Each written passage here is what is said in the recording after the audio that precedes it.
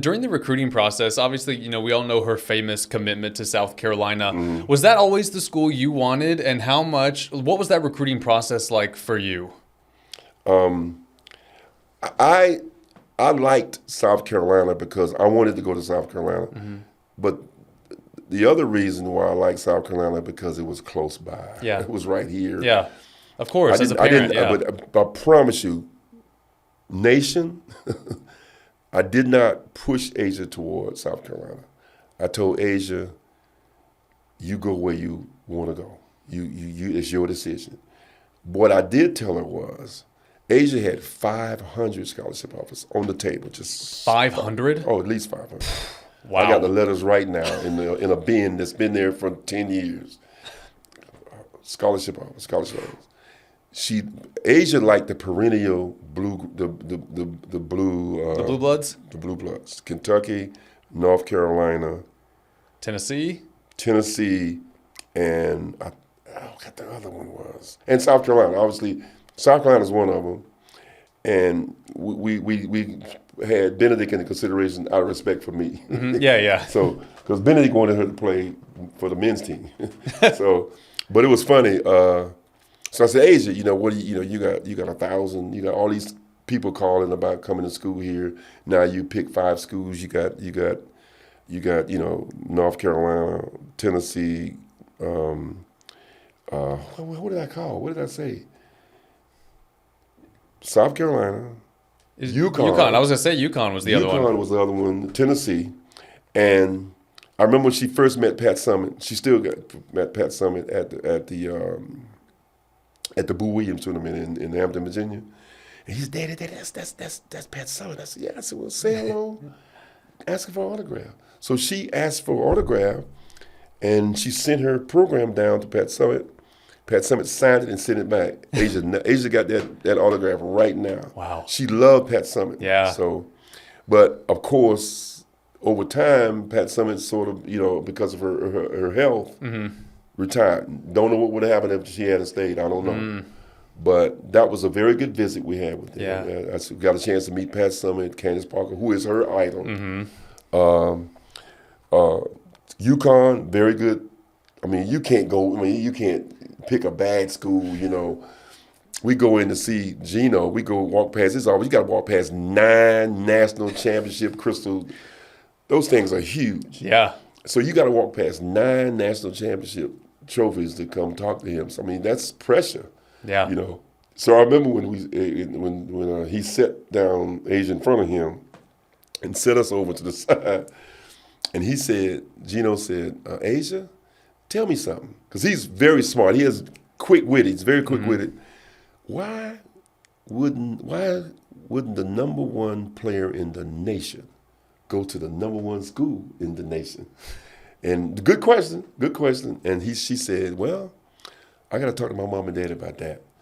Played it right off. I said, good go. So they had everything. I mean, there was no letdown at all with her, except it was cold as all get out. It was like 17 degrees, That was a drawback right there. So then we went to North Carolina, and for some reason, the head coach, Sylvia Hatchell, she was sick. She had a condition. We couldn't get within 50, 60 feet of her. So I can't say that played a part in anything. It's just the fact that was just something it was. They were very nice. We saw the facility, great facility. Coaches were great.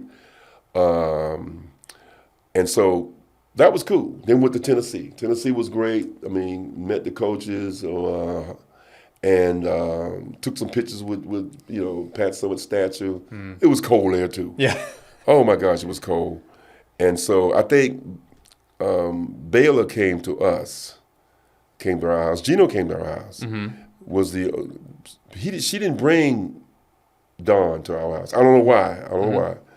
But that was her call. So she called us. So South Carolina was the last visit, official visit. And I remember they were playing Missouri. And we got there. Everybody got these T-shirts on saying there's no place like home.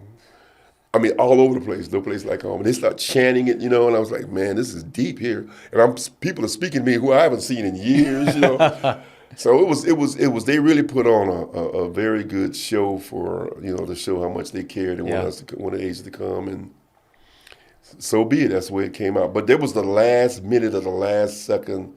It was the 16th of April, I think it was, that she had to declare, and she hadn't done it yet. And I remember one day we were going to. She likes Sonic. She loves Sonic. And Sonic has all these flavors of slushes and stuff. Oh, yeah. So Asia just got on the phone and she tweeted out, so many colors, so many choices. So somebody took it as being, she's about to give a hint of where she's going to school. Man, her phone just lights up, like she's trying to get a slushie, man. She's just a 17, 18-year-old trying to get a slushie, man. And she was just, back then she would tweet out whatever her thoughts were. Yeah. But South Carolina really kind of got her. Dawn was just, I know her mother told her, you want to, it'd be good to play for a coach that looks like you, And that had a grip on Asia too. Plus her grandmother lived here. She was close with her grandmother. And she was here and she, figured she's her grandmother. So her grandmother only saw her play one time. Oh, wow. Because she thought those girls were beating Asia up, which they were. So she didn't want to see that. They were knocking Asia down and stuff. She didn't like that. So she saw Asia play against, oh my gosh, I can't think of the school, but Presbyterian, no. Anyway, it was a Division II, and they played. And I remember it was like 15,000 people at the game. At this game, I'm looking at all these people. I'm saying, this is a kind of a change from a couple of years ago. And it just sort of went from there. And then she waited, and she was real hesitant trying to make a decision because she didn't want to let anybody down. I said, Asia, you can't go to 500 schools. You can't go to 5 schools. You can only go one school. And she's, Daddy, I don't know. I said, listen, you go in your coach's office. Coach O'Kane was at Heathwood. So you go in there, you pray about it by yourself. Just go in there, pray about it, and come out, and you say your decision. Yeah. So everybody's waiting, everyone is waiting. And see, I don't want to dominate the conversation, but it plays into when Asia was at USA camp. It was, I think it was U17, U16, something like that. Well, no, it was in her senior year. She was in senior in high school. So we had the camp in Colorado Springs. So what happened was, before then, Asia was a number one high school player in the nation. Karl Anthony Towns was the number one. He was the male counterpart. So I think it was Towns. So before the McDonald All-American games, they interviewed the 2 top high school players. So they interviewed him. He's Skyping, he's got his pad at home, man, sitting down. So Asia gets her iPad, of course they're gonna Skype with me and talk to me in my home, Yeah. And after they talked to him, Karl Anthony Towns, I think it was Karl Anthony Towns, they never came back to Asia. Never came to Asia. Really? She was devastated. I mean, I didn't know what to tell her. I said, hey, what can I say? I mean, they just, they didn't come to you, Yeah. So fast forward, we were in Colorado at the training camp for USA basketball. The ESPN calls me, says, Mr. Wilson, we want to invite you to Bristol, Connecticut, so Asia can announce where she's going to college. I said, well, I'm glad you called. Let me let you speak to Asia. Yeah. Oh, my Asia laid them out. Really? Oh, she told us, listen, she said, I waited on you all to come to me when you interviewed the number one ladies and men's high school players in the nation. You talked to the male counterpart, my male counterpart, but you didn't come to me. She said, what you're going to do, you're going to come to me. You're going to come to Columbia. Oh. And you're going to, with my family, my pastor, my grandmama, all going to be there. We're not coming to Bristol, Connecticut. Sure did. And I'm telling you, by George, April 16th, ESPN is right there. Wow. That's pretty gutsy for a high schooler. For a high schooler. She was pissed. Yeah.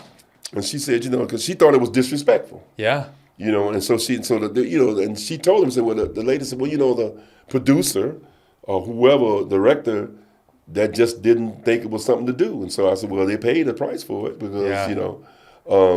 But they came to Columbia, and I remember the guy says, Asia, the whole world's waiting. You know, where are you going to school? When Asia came out, she's great. They go to, I said, Asia, no, you're not going anywhere until you tell me and your mama where you're going. You're not going, this ain't going to be a shock to me either. So she said, well, Daddy, I'm going to go to South Carolina. I said, yes, okay, good. And then like you got to get it together and act like you don't know what's going on. Now I got to like, Yeah. oh, yes, South Carolina, you know. So she said, I'll be attending the University of South Carolina. Man, the place went crazy. Yeah. And Grandma was happy, but I didn't. Truthfully, I did not steer her to South Carolina. Yeah. It's right here in Columbia. Yeah.